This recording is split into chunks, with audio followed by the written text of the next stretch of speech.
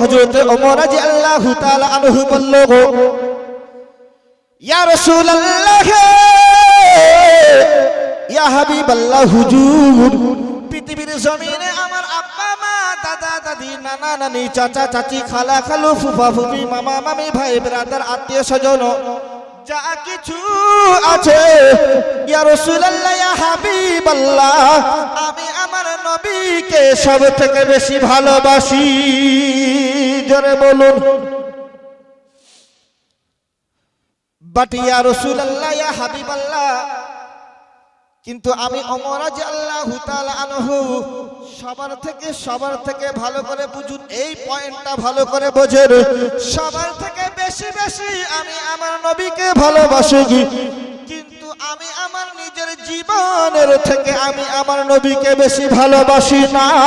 আল্লাহ নবী রাসূলুল্লাহ সাল্লাল্লাহু আলাইহি ওয়াসাল্লাম ওমরের এই কথাটা যখন শুনলো, নবীর কানে গিয়ে পৌঁছালো, उसके बाद मेरा नबी ने कहने लगा, या उमर, ये उमर, আমি তোমাকে জানালাম, তুমি উমর পরিপূর্ণ মুসলমান হতে পারবে না যতক্ষণ না তুমি তোমার নিজের জীবনের থেকে আমি নবী আমাকে না ভালোবাসবে।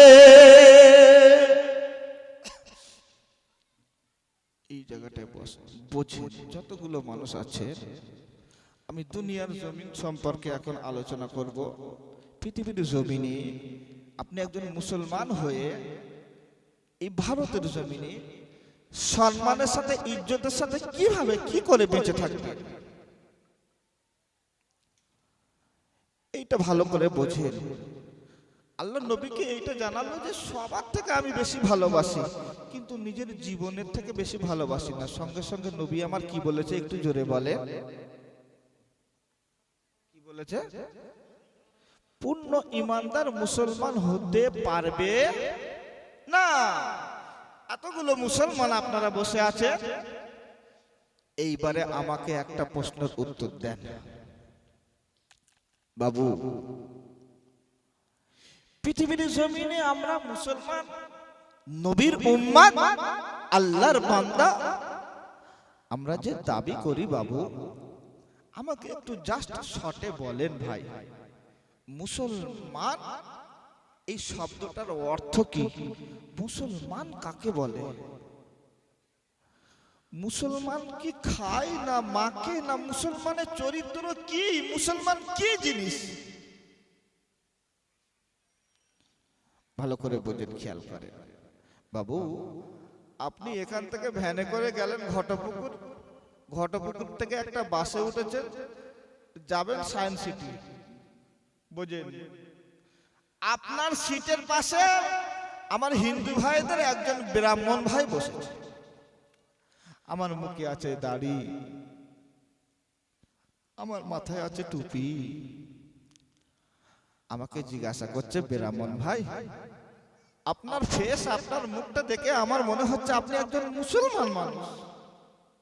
মুসলমান কাকে বলে এটা একটু বুঝিয়ে দেন। আচ্ছা, চণ্ডীরহাট এলাকার মানুষ কারোর কাছে যদি জিজ্ঞাসা করে, বাবু আমরা বলতে পারবো? জোরে বলেন একটু, কি বলবো বলেন তো? আমরা নামাজ পড়ি তাই মুসলমান। আরে নামাজ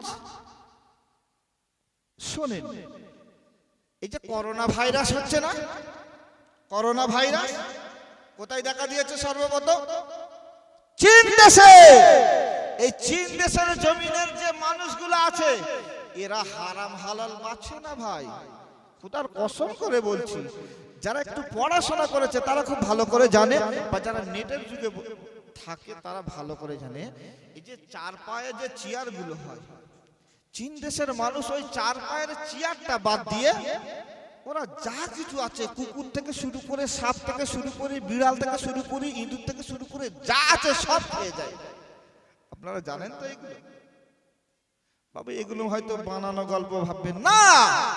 আচ্ছা, সাপ যদি ওখান থেকে আসে, আপনারা এখানে বসে থাকবেন, কি করবেন?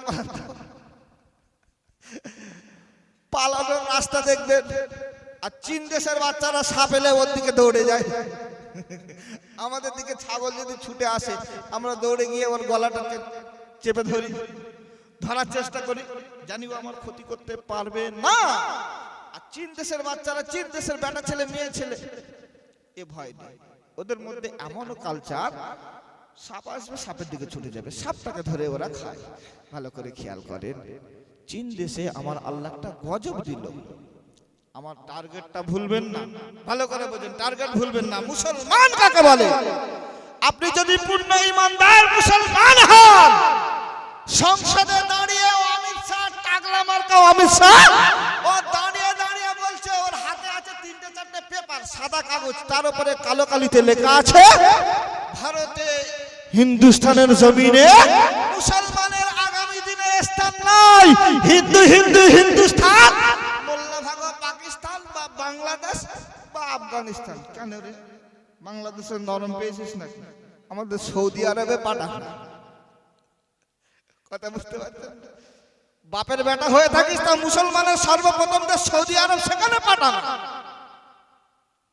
পাঠাবে ও দম নাই, ও দম নাই। কেন বাংলাদেশের নরম পেয়েছো নাকি? ভাই, আমাদের বাংলায় একটা কথা আছে, মাঝে মাঝে ওই পচা শামুকেও পা কেটে যায়। কথা ঠিক কি? ওদের পিছনে লেগো না, ওরাও শক্তিশালী দেশ হয়ে উঠছে।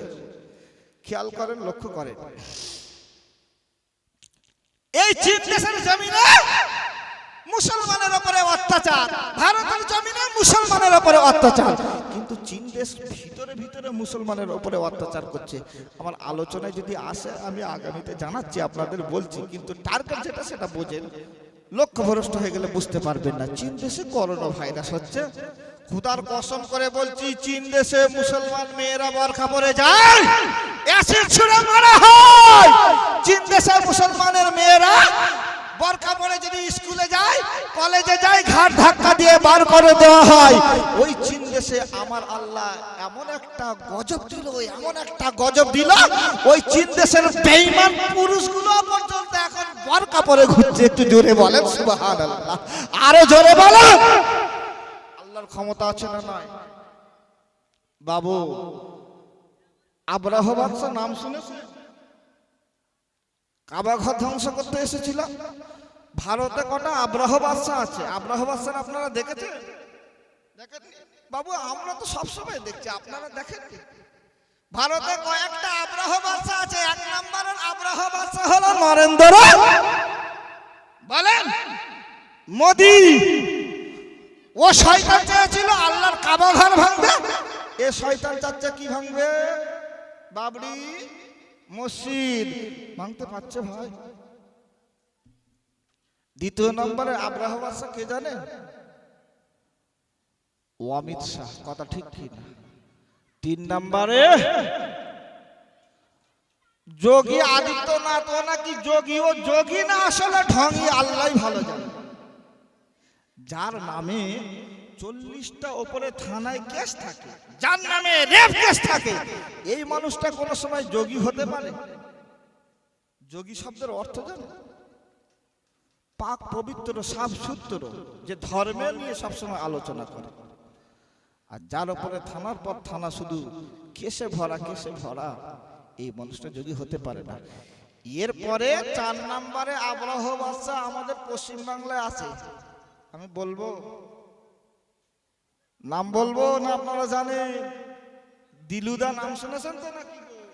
জি বাবু, মানুষ মরে যাচ্ছে, অ্যাম্বুলেন্স আসছে, নিয়ে চলে যাও, অন্য রাস্তা দিয়ে নিয়ে চলে যাও। যাদের মানুষের সাথে ভালোবাসা নাই পৃথিবীর জমিনে, তারাই আব্রাহ বাদশা। কথা ঠিক কি না? তো চীন দেশের জমিনে যে আব্রাহ গুলো মুসলমানদের ভিতরে ভিতরে শেষ করছে, বরখাগুলোকে ছিঁড়ে ফেলে দেওয়া হচ্ছে, মুসলমানের বরখাগুলোয় আগুন লাগিয়ে দেওয়া হচ্ছে, মুসলমানের মেয়েরা স্কুলে পড়তে যাচ্ছে, আর চীন দেশের ওই খ্রিস্টানের বাচ্চারা, ওই শয়তানগুলো, এরা কাদা ছুঁড়ে ছুঁড়ে মারছে, পানি দিয়ে ভিজিয়ে দিচ্ছে, অ্যাসিড মারছে। চীন দেশে আমার আল্লাহ এমন একটা করোনা বলে ভাইরাস দিল, যে ভাইরাসের কারণে চীন দেশের পুরুষ মানুষগুলো এখন ল্যাবের মধ্যে, যেখানে সায়েন্টিস্টরা গবেষণা করে, ল্যাব বলে, তার মধ্যে সায়েন্টিস্টরা গবেষণা করতে বিভিন্ন ভাইরাস থেকে বাঁচার জন্য যে পোশাকগুলো পরে ওরা ওখানে নিজেকে আবদ্ধ রাখে, এখন চীন দেশের পুরুষগুলো সেইভাবে ঘুরছে। আর মুসলমান মানুষগুলো ওরা শুধু হালাল খাওয়ার জন্য, ওরা হারাম হালাল বাঁচে না, যা পায় সামনে তাই খেয়ে নেয়, কাঁকড়া বিচে যা পাবে তাই খাবে বাবু।